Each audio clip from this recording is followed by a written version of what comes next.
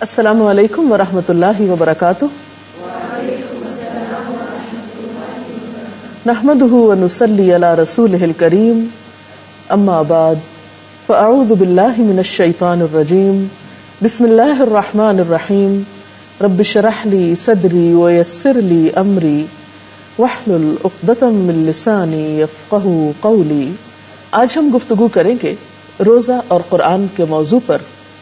قرآن حکیم اللہ رب العزت کی کتاب ہے، اس کا کلام ہے. یہ کوئی معمولی کلام نہیں ہے، یہ کلام اس ہستی کا ہے جس نے یہ کائنات بنائی، جو خالق ہے، جو مالک ہے، جو ہم سب کا رازق ہے، جس نے ہم سب کو ہدایت دی.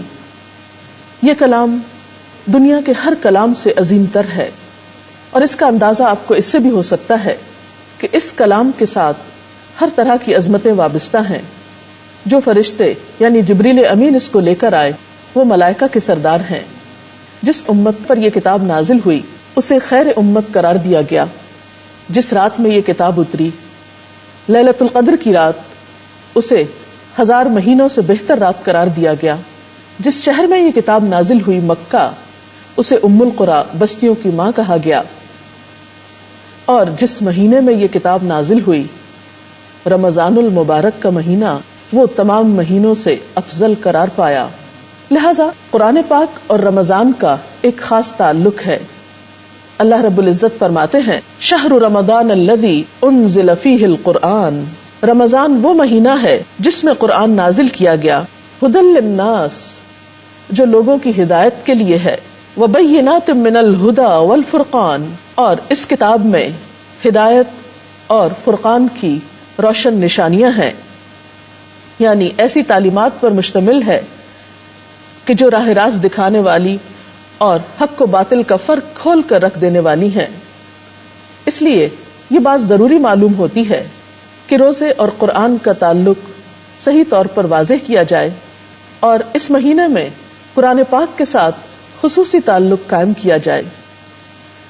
اللہ سبحانہ وتعالی اس کتاب کے بارے میں یہ بھی فرماتے ہیں قل بفضل اللہ وبرحمتہ فبذلک فلیفرحوا ھو خیر مما یجمعون. آپ کہہ دیجئے کہ یہ اللہ کا فضل اور اس کی مہربانی ہے کہ یہ چیز اس نے بھیجی، اس پر تو لوگوں کو خوشی منانی چاہیے. یہ ان سب چیزوں سے بہتر ہے جنہیں لوگ سمیٹ رہے ہیں.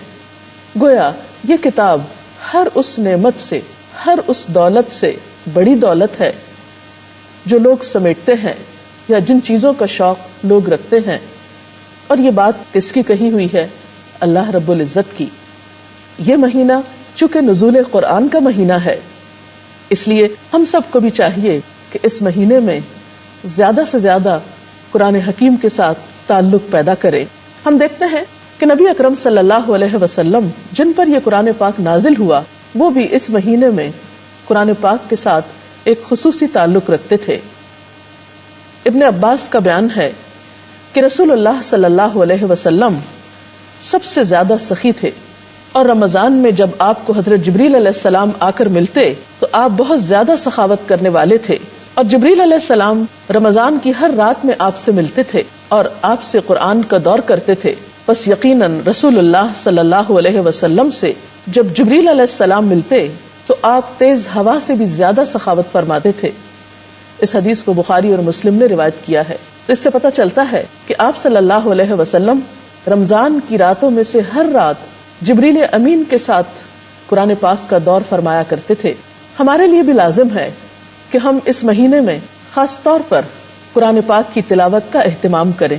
قرآن پاک کا پڑھنا تو ویسے ہی بابرکت ہے، ایک ایک حرف کے پڑھنے پر 10 نیکیوں کا وعدہ ہے، اور قیامت کے دن بھی یہ قرآن انسان کے لیے سفارشی بن کر آئے گا. حضرت ابو امامہ سے روایت ہے، کہتے ہیں کہ میں نے رسول اللہ صلی اللہ علیہ وسلم سے سنا، آپ نے فرمایا قرآن مجید پڑھا کرو کیونکہ وہ قیامت کے دن اپنے پڑھنے والوں کے لیے سفارشی بن کر آئے گا. گویا یہ کتاب قیامت کے دن ہمارے لیے سفارش کرے گی، اور اس کتاب کا پڑھنا ہر طرح سے باعث برکت ہے. ہاں ناظرہ پڑھا جائے، زبانی پڑھا جائے، ترجمے کے ساتھ پڑھا جائے، روانی کے ساتھ پڑھا جائے، یا اٹک اٹک کر پڑھا جائے. کوئی بھی شخص جو اس کتاب سے تعلق رکھتا ہے وہ خیر و برکت ہی پاتا ہے. اللہ کی رحمت کا مستحق ہوتا ہے اور کسی طرح بھی نیکی اور اجر سے محروم نہیں ہوتا. ان عائشہ قالت قال رسول اللہ صلی اللہ علیہ وسلم الماہر بالقرآن مع السفرة الكرام البررة والذي يقرأ القرآن ويتتعتع فيه وهو عليه الشاق له اجران متفق علیہ. حضرت عائشہ رضی اللہ تعالی عنہا بیان فرماتی ہیں کہ رسول اللہ صلی اللہ علیہ وسلم نے ارشاد فرمایا کہ قرآن کا ماہر قرآن کے لکھنے والے معزز اور پاکیزہ فرشتوں کے ساتھ ہوگا، یعنی جو بہت عمدگی کے ساتھ قرآن پاک پڑھ سکتا ہے. اور جو شخص قرآن مجید کو اٹک اٹک کر اور بڑی مشکل سے پڑھتا ہے اس کے لیے دوہرا اجر ہے. یہ ہے اللہ سبحانہ وتعالیٰ کی رحمت. وہ انسانوں کی کوشش کو دیکھتا ہے، اس کی قدر کرتا ہے. ایک شخص کوشش کے باوجود اگر زیادہ نہیں بھی پڑھ پاتا تو اس کے لیے دگنے اجر کی خوشخبری سنائی گئی تاکہ کوئی بھی شخص اس سعادت سے محروم نہ رہے. آئیے ہم دیکھتے ہیں کہ حضور صلی اللہ علیہ وسلم قرآن پاک کس طرح پڑھا کرتے تھے. اس سلسلے میں حضرت ام سلمہ کی ایک روایت ہمیں ملتی ہے. ان سے کسی نے پوچھا تھا کہ آپ صلی اللہ علیہ وسلم قرآن پاک کس طرح پڑھا کرتے تھے، تو انہوں نے فرمایا کہ آپ صلی اللہ علیہ وسلم ٹکڑے ٹکڑے کر کے پڑھا کرتے تھے، یعنی ایک ایک آیت کو الگ الگ کر کے پڑھا کرتے تھے. مثلا آپ الحمدللہ رب العالمین پڑھتے، پھر ٹھہر جاتے، پھر الرحمن الرحیم پڑھتے، پھر توقف فرماتے. گویا قرآن پاک کو اس کا حق دے کر پڑھنا زیادہ بہتر ہے.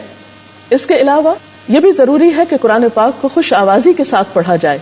اللہ تعالیٰ نے ہر انسان کے اندر اچھی آواز کے ساتھ پڑھنے کا ایک شوق رکھا ہے. ہم مختلف چیزیں اچھی آوازوں کے ساتھ پڑھتے رہتے ہیں.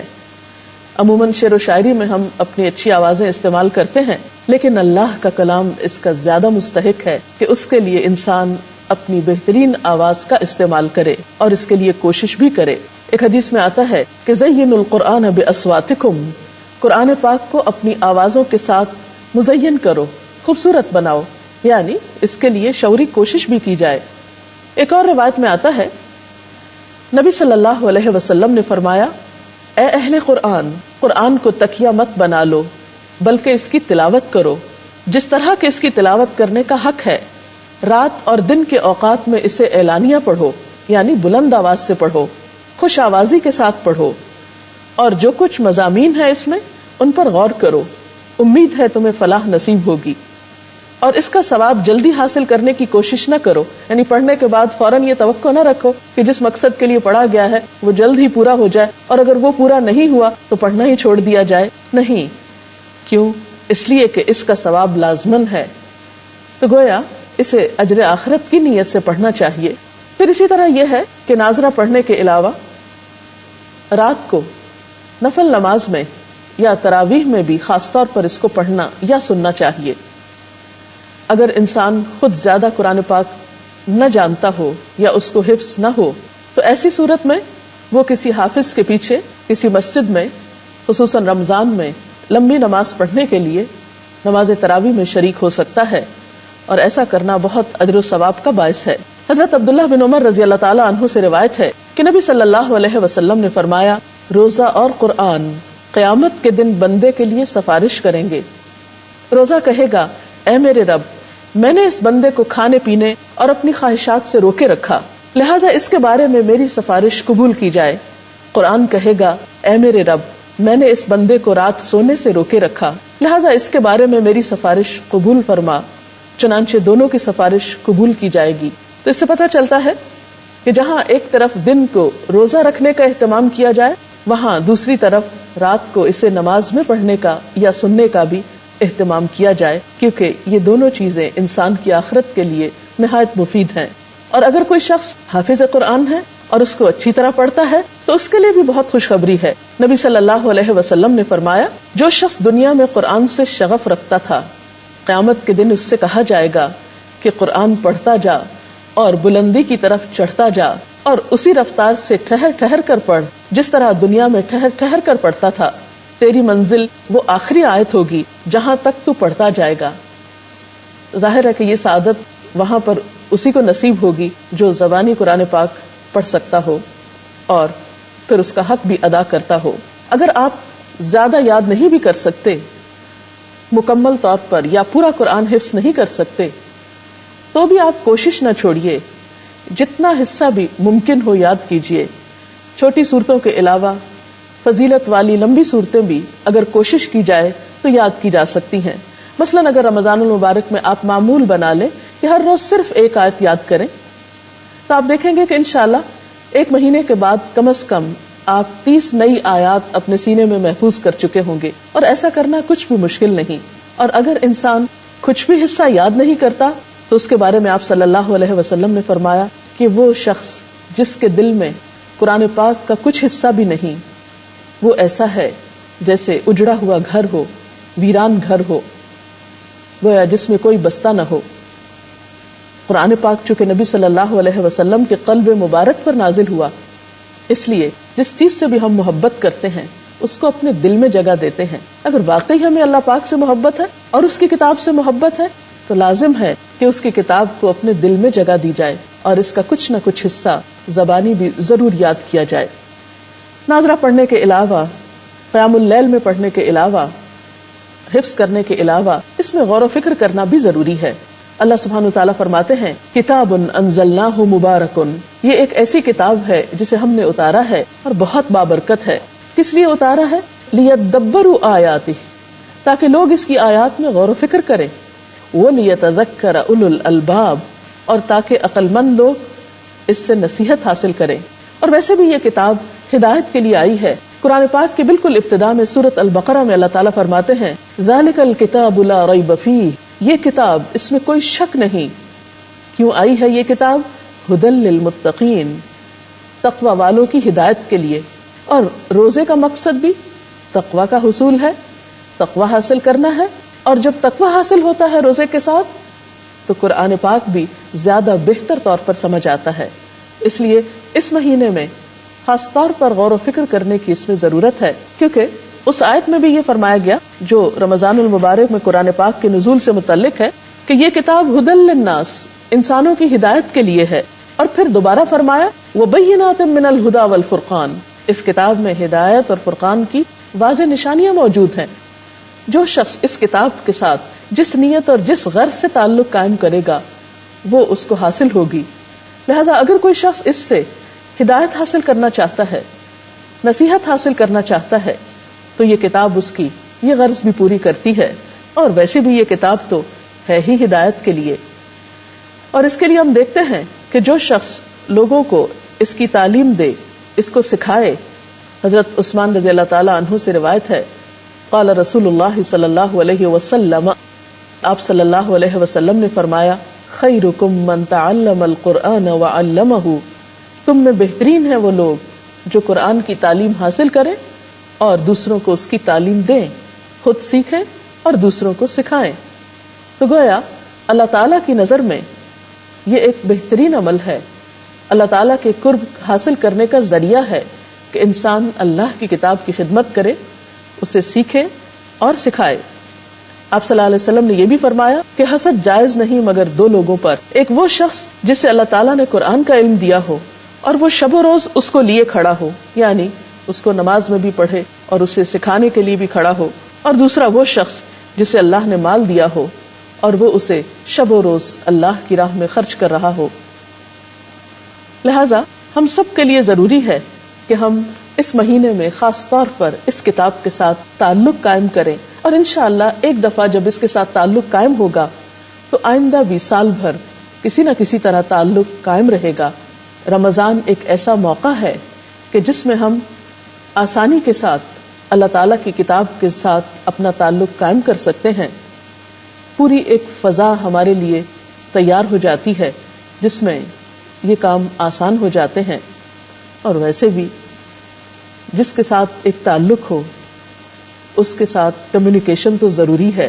اللہ تعالیٰ کے ساتھ بہترین تعلق اسی وقت قائم ہو سکتا ہے جب ہم اس کے کلام کو سمجھنے والے ہوں، سننے والے ہوں، اس کو اپنی زندگی میں جاری و ساری کرنے والے ہوں. کیونکہ کمیونیکیشن کے بغیر تو کوئی تعلق نہیں ہوا کرتا. یہ کیسے ہو سکتا ہے کہ اللہ کی کتاب کو پڑھیں بھی نہیں، اس کے قریب بھی نہ جائیں، اس کو سمجھے بھی نہیں، اسے سیکھیں بھی نہیں، اسے سکھائیں بھی نہیں، اسے یاد بھی نہیں کریں اور پھر اللہ کی محبت کا دعویٰ بھی کریں؟ ایسا ممکن نہیں. لہذا دعا ہے کہ اللہ تعالی ہمیں اس کا حق ادا کرنے کی توفیق عطا فرمائے. اس سلسلے میں اگر آپ کے پاس کچھ سوالات ہو تو آپ کر سکتے ہیں. میرا سوال ہے کہ کیا روزانہ صرف تلاوت کر لینا معنی کے بغیر کافی ہے قرآن پاک کی؟